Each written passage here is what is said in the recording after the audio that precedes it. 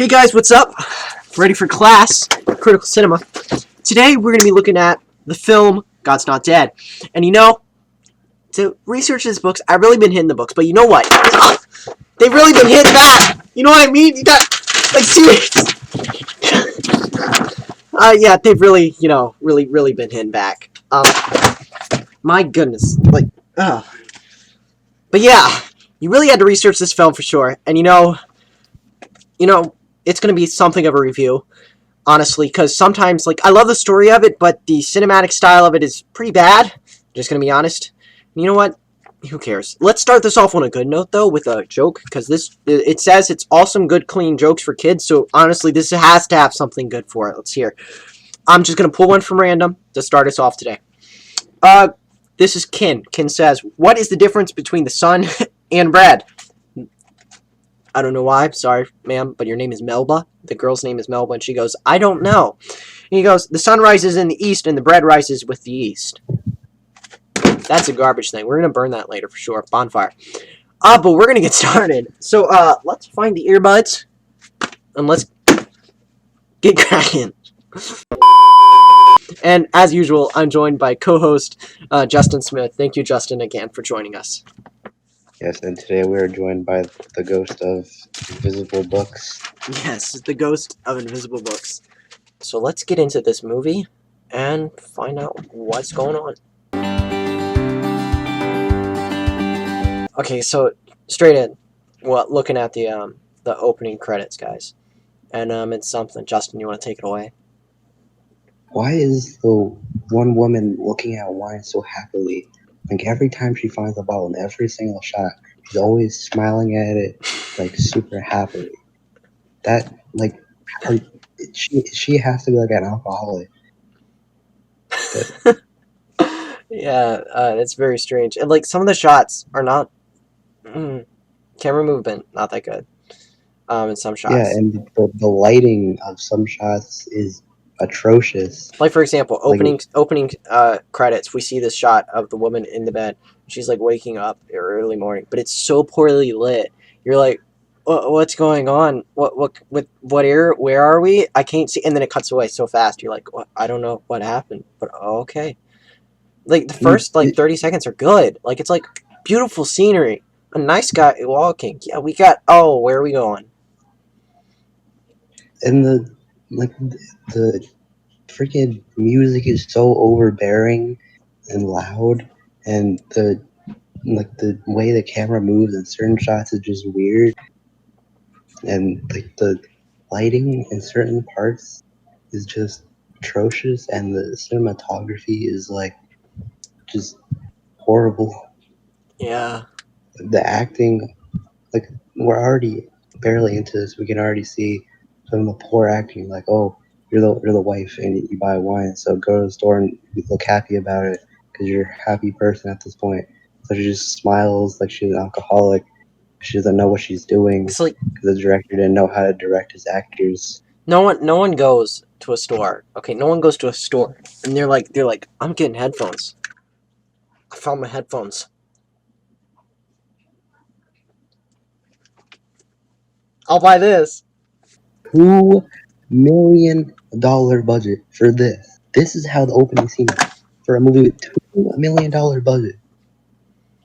Man, Pureflix, you got good content, but you really need to step up, how you're making the movies.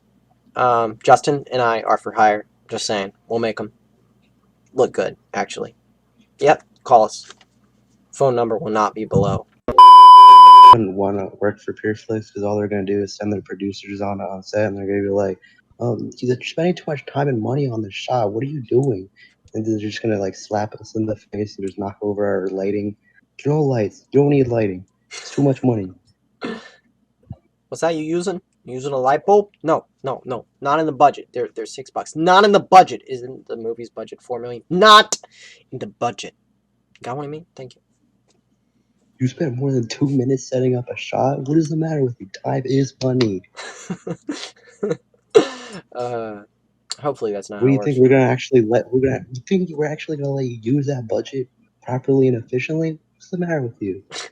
Dude, Look, I'm the producer here. You gotta trust me on this. I need to have McDonald's every single day. And you know what that means? It means half the budget is gone. So just remember that, okay? Thank you. They would probably die. That is an extremely high amount of McDonald's to be ingesting in a short period of time. Hey, isn't like the max of chicken nuggets you can have is like 400 or something like that? I don't know. That's like 4 pickup trucks worth of like pure Big Mac. That's insane.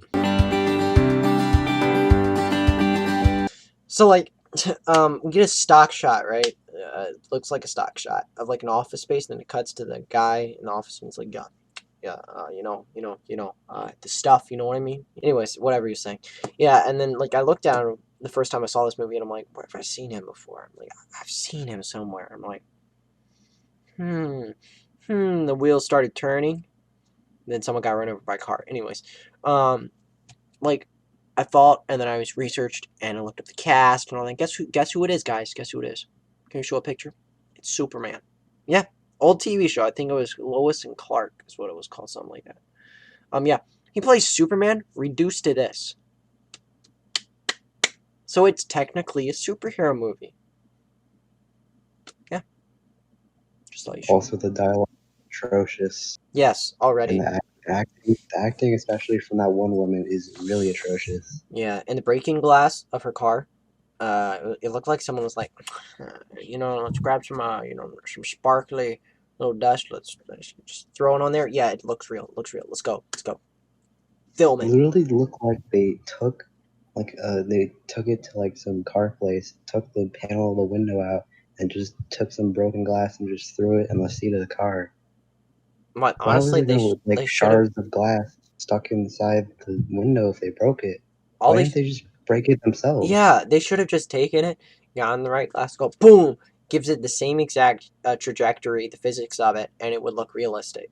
They had the budget. Now, obviously, if you're a small budget short film, you have to replace your window. And I mean, I could see in that case why that would come in handy. But still, you can just grab another piece of glass and punch it in the same direction. It would give it the same look. So, like, come on, guys. Yeah, they most definitely had the budget for that. It's like what less? It's like nowhere near close to the insanely high $2 million budget. Yeah, it's like $100 for the new window, guys. So you could do that. You could do that. Yeah, they can get the Newsboys to pull out a whole entire concert with all the actors like randomly scattered amongst the crowd, and they can get the Duck Dynasty guy to show up and be part of the video at the end too. But they can't get a car window to be broken. Priorities, guys. Priorities. We really had to save an extra $100 by taking the window pane out and just putting some broken glass inside. Hey, Justin, that producer, he needed his McDonald's. Don't argue. You know what? I don't think they even took it out. They probably just rolled the window down. That's so true. They're just like, oh, dude, we took the first shot and the window was still there with the glass scattered on it. We should probably retake it. Nah, just keep it going. Yeah, because that would have been like too expensive and too time consuming anyways to do that. Yeah. That's really what they probably did. Roll it down. Smart move. Like it's such a simple thing. It just shows how their lack of attention and care about the movie that they'd let something like that slide. Attention to details, guys. My goodness. Let's continue. Let's find out more. I need you to give me directions. You're kidding, right? Nope, somebody saw my GPS and my phone has decided that it is spinning propeller time. Okay, guys. Add a thought here. Look, we show this girl in the car. And you know what? She's on the phone. She's talking. But while she's talking on the phone, she goes, yeah, so they broke into my car. GPS broken. My phone, not working right now. So can you give me the directions?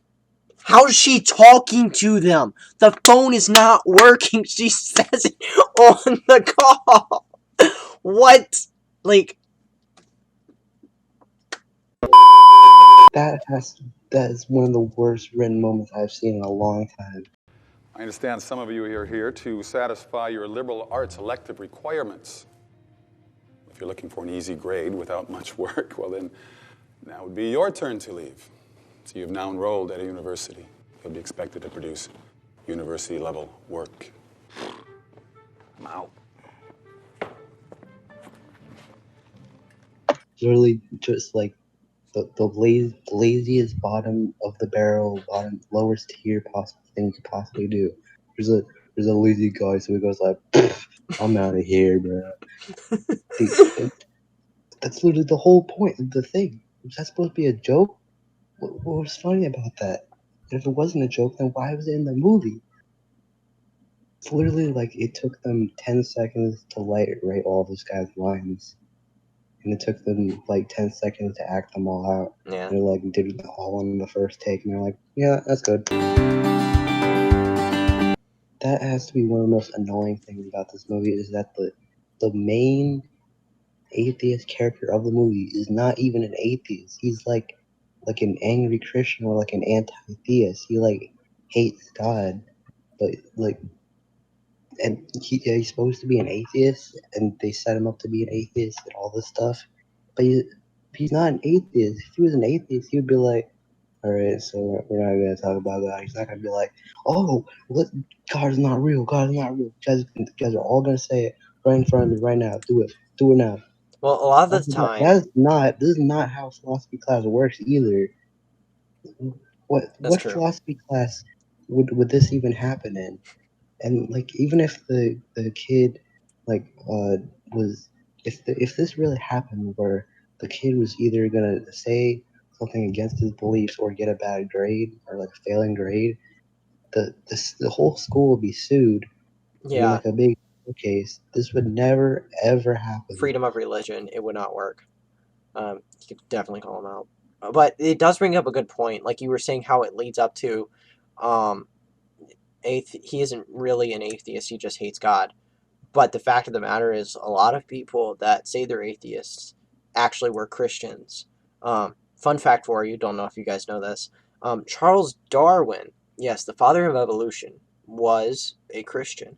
And the reasoning behind him starting to go on this, one of the reasons behind it, not the sole reason, but one of the reasons was because his daughter passed. And he was angry at God. He's like, if you're a good God, how could you do something like this? And actually, the professor in this movie, you'll see as we watch, deals with the same question. And as we progress through that, I can explain more about what Darwin went through. We can talk more about that. But yeah.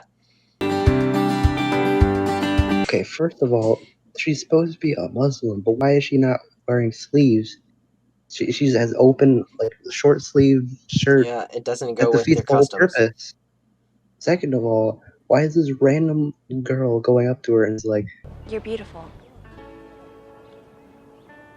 I wish you didn't have to do that. "Oh, I wish you didn't have to do that. You're beautiful. You should believe what I believe in. You know what? Screw what you believe in. Who cares? Like, you know what? Just believe in what I believe. And It'll be totally happy." I mean, who honestly goes up to someone and be like, hey, like, I don't know you at all, actually. Saw you from across campus. I stalked you Yeah. across Who campus. was that? Like, she appeared out of nowhere. Like, she's not in the background. She's nowhere back there. And then, poof, I'm here. Hey, by the way, you're beautiful. And then the car shot, and then it cuts back, and she's gone. It's like,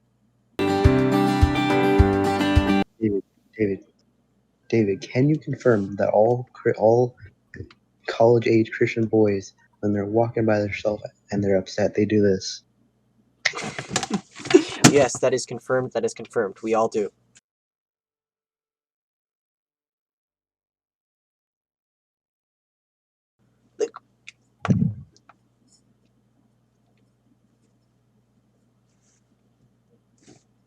Can't explain. Director does not know how to direct his actors, so he's just like, you know what, do something, make it more interesting. The actor's like, you want me to do something with my hands? And the director's like, yeah. He's like, he does something with his hands. I like that. Do it, but like weirder and more awkward. Perfect. Yeah.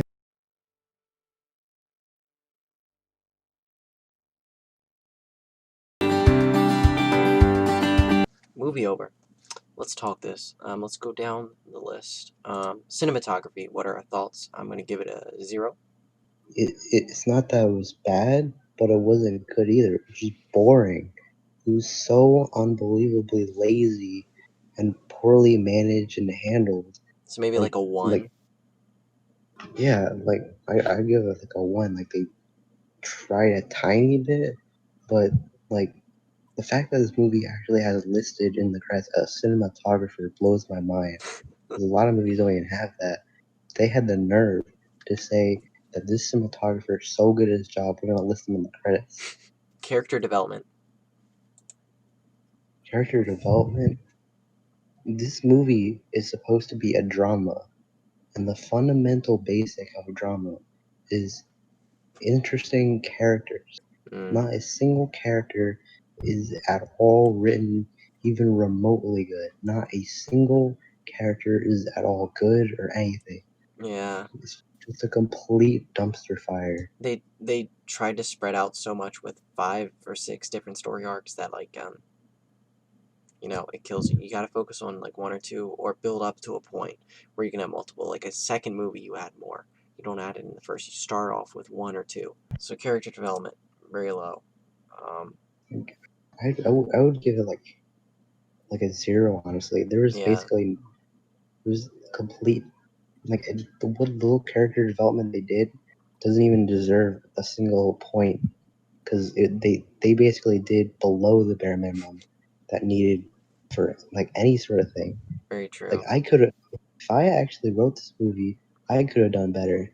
Like in 7th grade when I had like barely any knowledge about how even to write anything, I could have done a better job with Yeah, character development in this movie. you guys needed better writers. Next up, visual effects and sound effects. And let's not even get started about the plane at the airport. That was just a Oh, JPEG that they moved across the scene. Um, but I mean, honestly, the only ones visual effects I can think of other than that are the presentation, which was an insanely good student presentation. So probably low scores for that as well, I'd say. yeah, Next up, yeah. set lighting and costumes. I think costumes overall fine. It's just normal clothes, nothing special. Sets are just fine. They wouldn't the sets wouldn't be as bad if the lighting wasn't so bad. Yeah. The lighting is so generic and sometimes just terrible. My guess is that they didn't set any lighting up. They just used the lighting that was there. Or they just like took like 10 seconds to set up a single light. They didn't even figure out where it goes or anything. They just like pointed it and they're like, oh, there we go, job done. And the lighting guy was like, it's facing the wall. He's like, no, it's good. But it's in the other room. We're filming in that room over there. It's like, it's good. Low scores there. Finally, film score. Boy, film score. So they So, just used stock stock music music. for the entire movie, and they didn't even use it right. They used like tracks that don't blend with the actual situation happening. Like they use tracks that are like upbeat and dramatic moments. They use all sorts of like terrible decisions. So low scores across the board. Like you guys, Yeah, Pure Flix, you had a good start. The book is good. Um, but the thing is, the way you took it, you had great ambition, but that was your problem. You had the ambition, but you couldn't follow through. You tried like 8 different story arcs and didn't really focus on one of them or any of them and spread it all out. Therefore, they all went garbage. And your production value, the way you used the money, and the way you implemented the materials and tools was just not there. we cannot forgive them for this or like overlook this. They spent $2 million. $2 million. That money could have been spent to curing cancer, like helping out an orphanage or some charity organization, but instead it was used to make this garbage movie.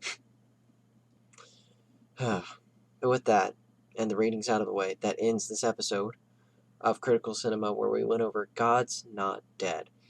Put your thoughts in the comments of the movie, your own ratings below, and what you might want to see in future episodes and things like that. And once again, thank you, Justin, for joining us once again as co-host. No problem. I just wanted to let this movie die the way it needs to. Well, thank you for all of you viewers, and we will see you in the next episode.